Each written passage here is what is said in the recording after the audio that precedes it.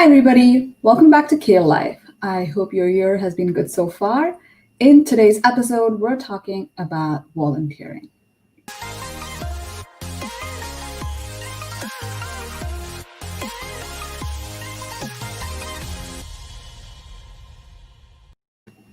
Hello again. My name is Ashwati, and if you're joining us for the first time, CAEL Live is an interactive series where we guide you through your journey to Canada as an international student. We will talk about international student life, admissions, and much more. We will, of course, also be talking about the CAEL test. So if you're an international student looking for guidance, I encourage you to subscribe to our channel and click on the bell icon to be notified about our new episodes. For today's episode, we invited Sean Silverstone, the Director of International Marketing and Recruitment at the Coquitlam School District. He will be joining us to talk about how international students can really benefit from volunteering. Let's go say hello to him.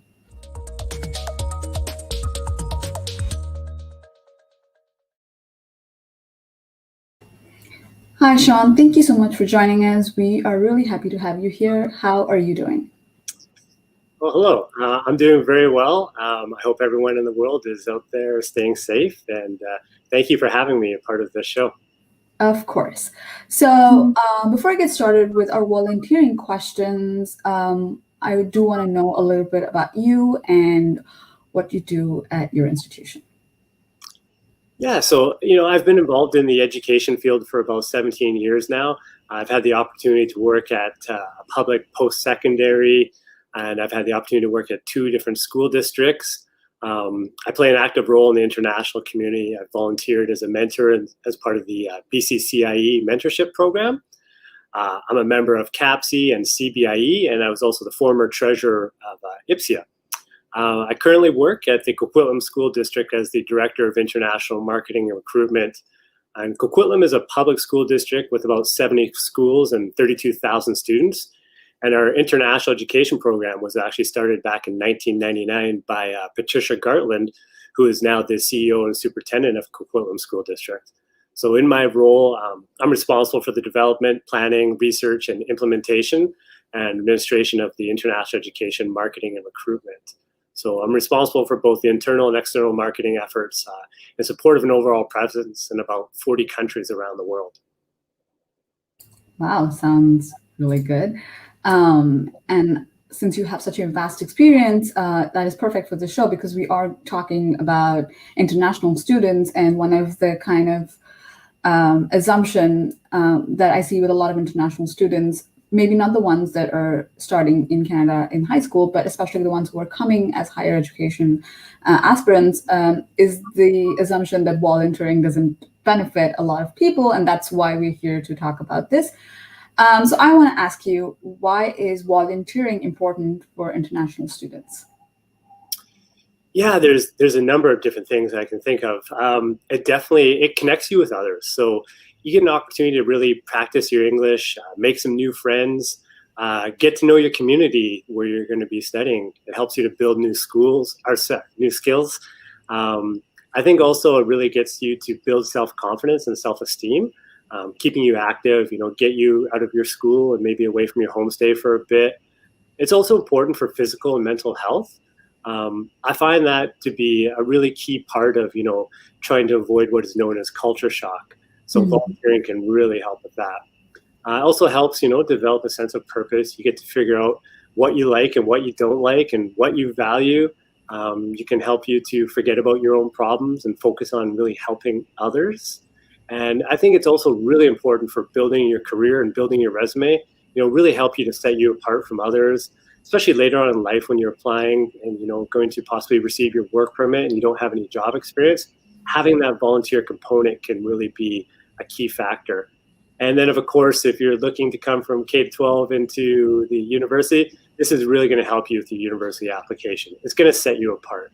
It's going to show the university that you're well-rounded, show the university that you're applying to that you know how to manage your time, you can set up a daily routine, and you can really handle yourself.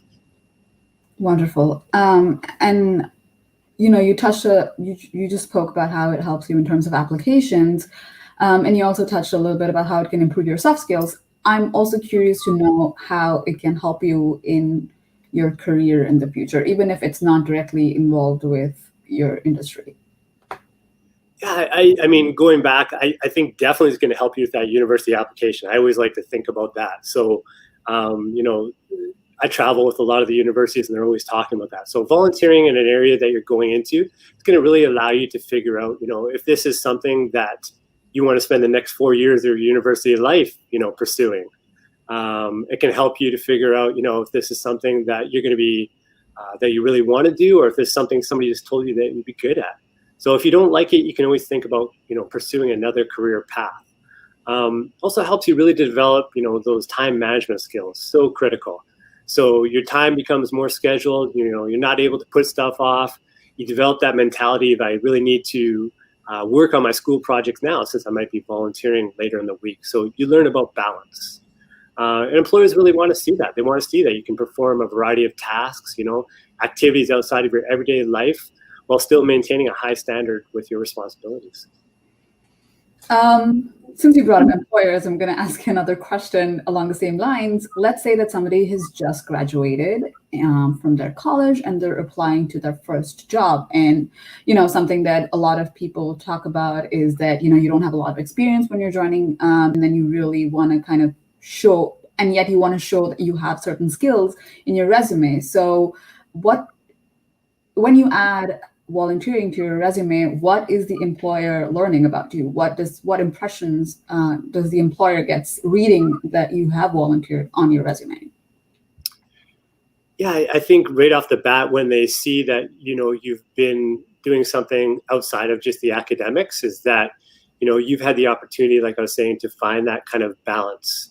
You are an organized person, you take initiative, you're well-rounded.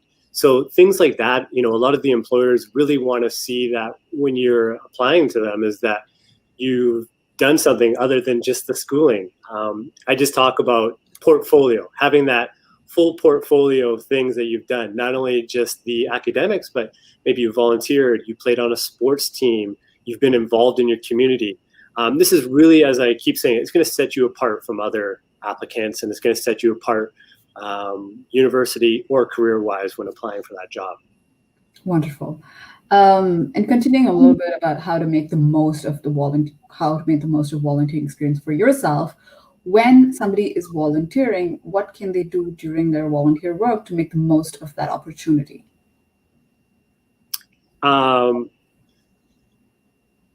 So what can they do? While they're volunteering. So, you know, a lot of people just go and do their job and then they come back, but is there something else outside of, you know, the scope of just actually doing the task that they can, you know, like maybe engaging with people or making connections, but what can they do during their volunteering opportunity to kind of like broaden their scope?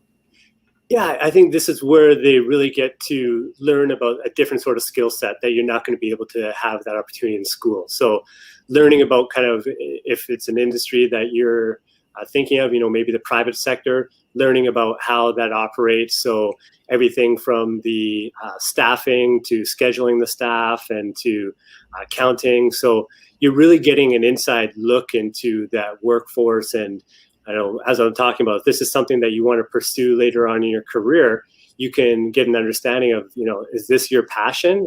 Or as I said, is this somebody that, you know, maybe told you you'd be good at this type of stuff?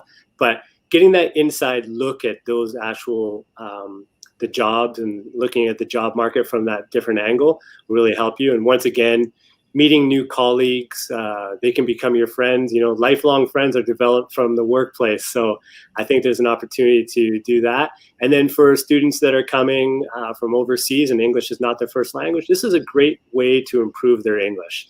They really get an opportunity to practice their English in that work environment, no matter what it may be. Thank you. And you brought up English, so I'm going to talk about it. So one of the things, Sean, you're aware of this, one of the things we do is, you know, administer English tests for international students coming to Canada. And since we're talking about indirect, you know, experience, like working in volunteering, even before you actually either, whether it's a PGWP or, you know, getting in actual work experience, volunteering will help you with your listening, speaking, and writing tests, which are part of the CAEL test. You know, these are important sections of the test, and when you have some kind of volunteer work, you get a little better of like understanding how people speak in Canada, how they write. You're listening for accents. These are like really good experiences to have with volunteering. So thank you for bringing that up, Sean. So going a little bit into like finding internships, finding volunteering options. Where would a student start looking for volunteering options in their community? Yeah, I think in our sector, in the K to 12, there's so many people that are there to kind of assist you with it. I know even when I was working at the public post-secondaries, there was a lot of people there as well. But speaking about kind of the K to 12, in our schools, there's post-secondary advisors, there's work experience advisors, and then of course here in Coquitlam, we have international education coordinators, and I think that would pretty much be standard for most of Canada. And those are just incredible resources.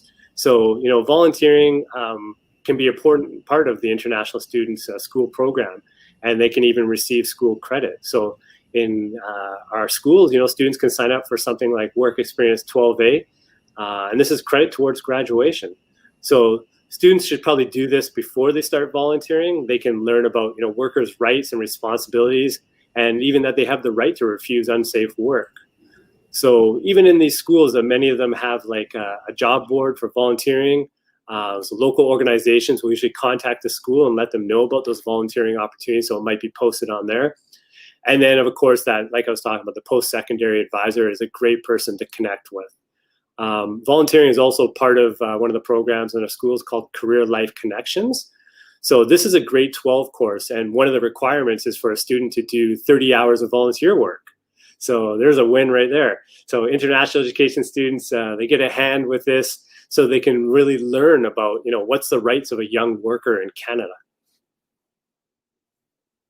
That's a great point. And Sean, you have answered this before, but we just have a viewer who's joined us, and their question is volunteering useful when you apply for a job? So would you be so kind as to repeat your answer that you did last time? Yeah, definitely. I mean, I think volunteering is a critical part of your resume and your portfolio to show them that you've had this experience where, you basically took initiative, you sourced it out, you got to, by taking that initiative and being part of this, you're more well-rounded.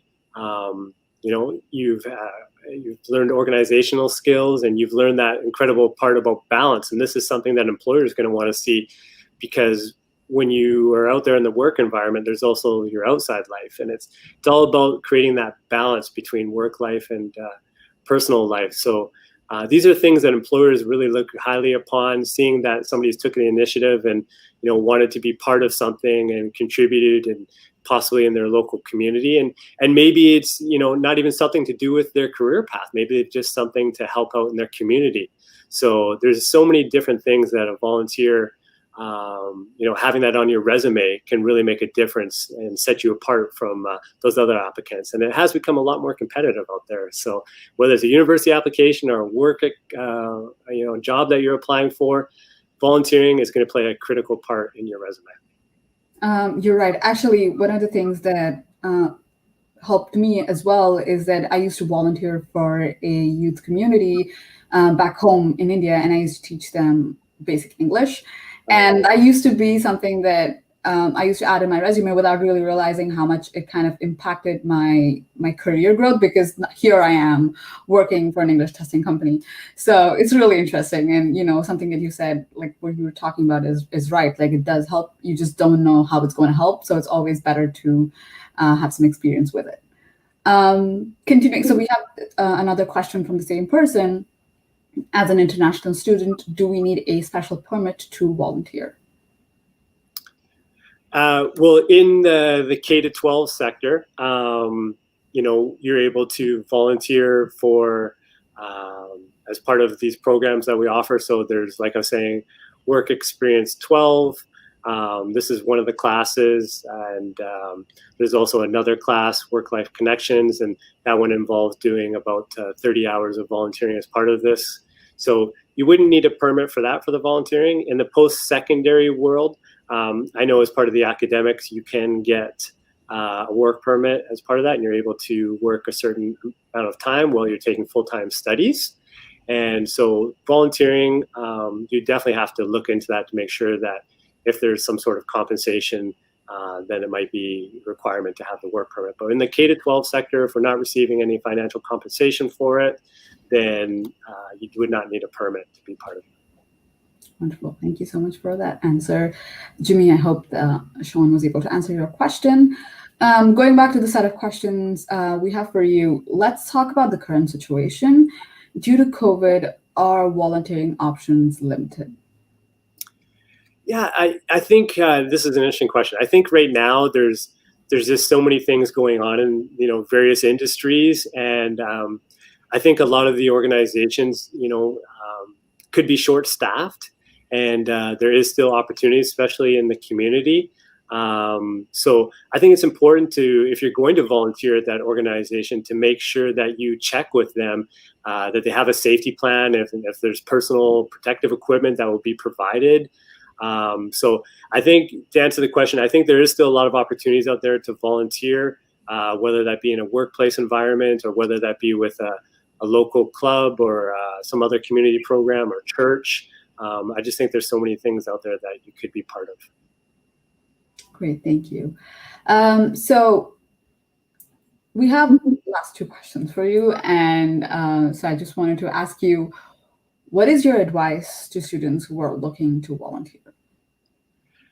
Yeah, get in touch with those people, those resources I was speaking about earlier. So the post-secondary advisors, those work experience advisors, the international contact, those people at your school, they're there to help you, and they want to see you succeed. So they're an incredible resource. So, get out there and contribute to your community, be part of your community. You can really, as I was saying, practice your English, build new friendships. And by the same time, you have to remember, don't sacrifice your academic work. You're here basically for academics when you're studying in Canada. So balance is extremely important there. An interesting thing when kind of thinking about this too is I did look up a study, and it was talking about volunteering, and one of the things, the requirement of in the post-secondary world, when you're allowed to study and work, it says that you can volunteer or work up to 20 hours in a week with your study permit. So it actually showed that a lot of studies, if you were to do more than 20 hours of work while studying, it can actually lead to a lot of sacrifices with your academics. So making sure that you kind of keep your time to 20 hours and under, and then, if you're wanting to work full time, then you can look forward to the summer when you're not doing your academics. But the thing about Canada too is that it's really, it's offering students the opportunity to apply for post-grad work permits upon completion of their studies. And even if you completed your studies and you're here in limbo, they're still offering those post-grad work permits. Canada really wants our international students to stay and consider calling Canada their home. I mean, these are highly qualified candidates and for the BC job market. And there's some great programs out there like the BC PNP program. So volunteering is just the option to build a foundation of experience to have as a reference for when you receive, your work permit and you're ready to apply for that job.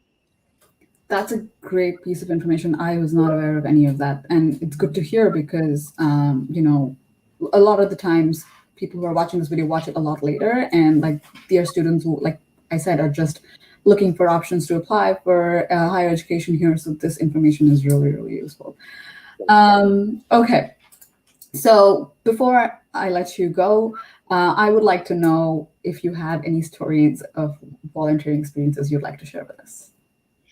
Yeah, over the years, I've had the opportunity to be a part of some different programs and to help students out. And I love seeing, the confidence that grows within students and, being excited about what they're learning and making a difference in their community. And there's this great story I could think about when I was at Capilano University, and I was the athletics coordinator at that time. And way back then, international students were not permitted to work off campus. So we had a lot of students that would volunteer with our academic programs, so our academic sports teams and the games. And, one of the students was there, and he really kind of showed an interest in doing some other things, and so I encouraged him to apply at the cafeteria in our school there and to do some volunteering there. And he found, I think, a passion there. So after in the summertime, he went and got an opportunity to volunteer at Starbucks. This is a plug, I guess, for the cafe. And he loved it so much, and he loved that organization so much that as time went on, I recently connected with him, and I found out that he actually bought a Starbucks franchise. So all that from volunteering way back when. So that was a great story for me, and that's one of the things I just love. I love reconnecting with our students and hearing stories about that. That's a great story. I mean, I was like, every time you were like kind of giving me new information, I was making assumptions, and it didn't end as I thought it would.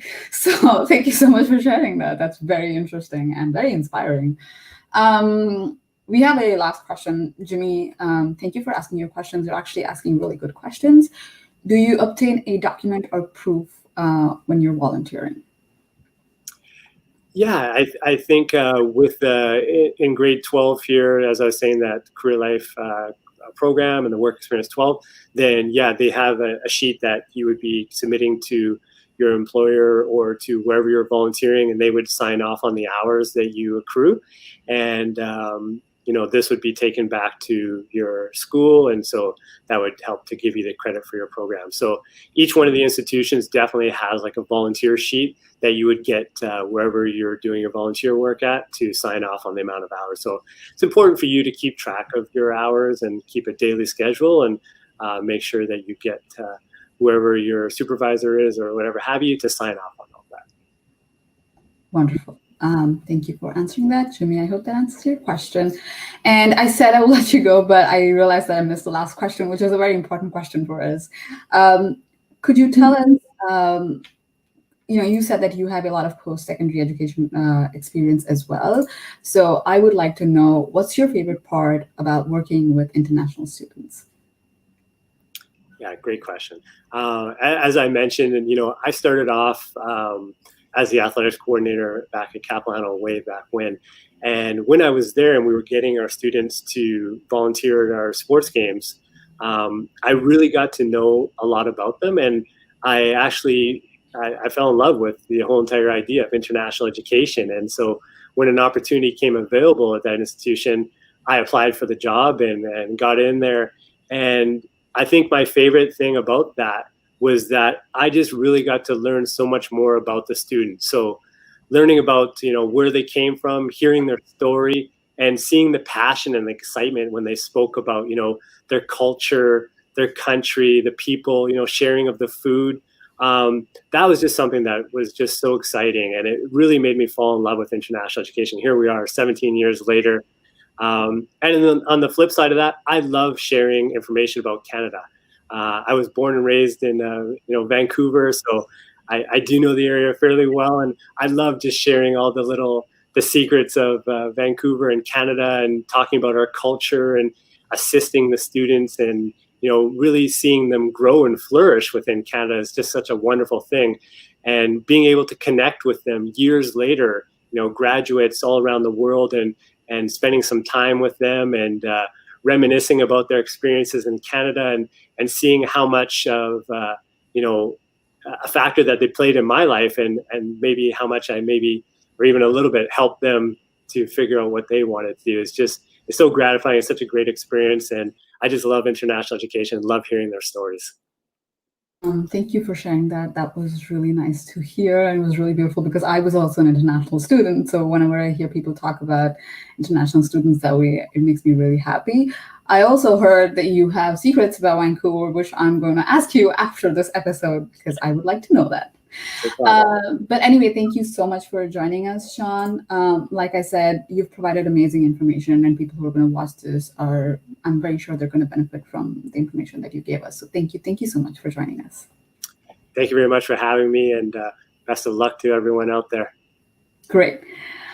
So that was Sean, and he was here to tell us about the benefits of volunteering. If you still have questions, please comment below and we can address it on our next episode. For people who are joining us for the first time, I want to let you know that we also provide CAEL test lessons on a separate playlist. It is called CAEL Prep with Brandy. One of the commentators here was asking about listening test. So please look for CAEL Prep with Brandy and you will be able to get a few tips about the CAEL test. If you are an international student living abroad or in Canada, you may be eligible for the CAEL scholarship. If you took the CAEL test on or after July 2020, or if you're planning to take it in the near future, please do check us out. The link for the scholarship page is in the description below. If you have any doubts, please let me know in the comments below as well. Lastly, if you are in Canada or the US, you can now take the CAEL test at home. It is the same test, but now you can take it in your pajamas. So if you want to learn more about CAEL online, please check the description as well. Our next episode will be on Thursday, the 28th of January at 11 a.m. PST. Please join us and also invite anybody else who's interested in studying in Canada. If you like this video, please give it a thumbs up and subscribe to our channel for future videos. If you have a specific topic on international education in Canada that you would like to learn about, let us know and we may make an episode out of it. Until then, please stay safe and have a nice weekend. Bye.